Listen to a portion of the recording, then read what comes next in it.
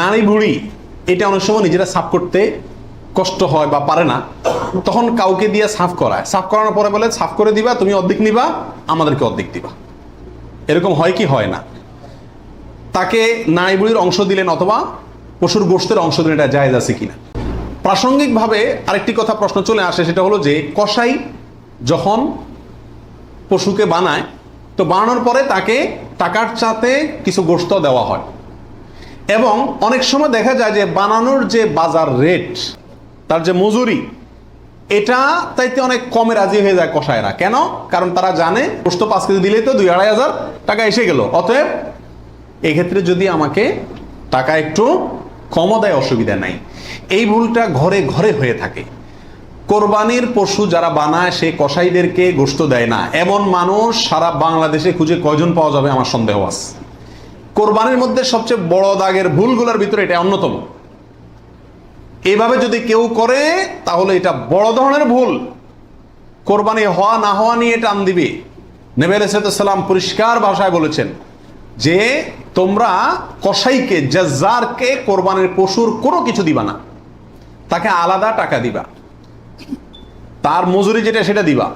কেন তাকে পশুর কিছু দেওয়া যাবে না? এই জন্য দেওয়া যাবে না যে এই পশুটা আপনি জবাই করছেন কার জন্য? আল্লাহর জন্য। এটার মালিক কে? মূলত আল্লাহ। যেহেতু আল্লাহ খায়ও না পরেও না, আল্লাহর জন্য কিছু দিলে আল্লাহ বলেন আমার পক্ষ থেকে গরিবকে দিও। এটা হলো আল্লাহ সিস্টেম। কিন্তু কোরবানির ক্ষেত্রে শুধু ব্যতিক্রম, আল্লাহ বলেছেন ঠিক আছে আমার জন্য দিছ, সবকিছুই গরিবকে দিতে বলি, এটা তোমার খাইতে দিলাম আমি।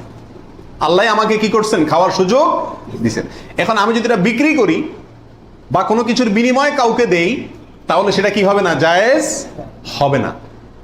কোরবানির পশুর গোশত যদি আপনি জাজ্জারকে দেন, কসাইকে দেন, তাহলে কেমন জন্য আপনি তার পরিশ্রমের বিনিময়ে তাকে এই অংশটা তাকে বিনিময় হিসাবে দিলেন, পারিশ্রমিক হিসাবে দিলেন, তাহলে বিক্রি করার মতো হয়ে গেল।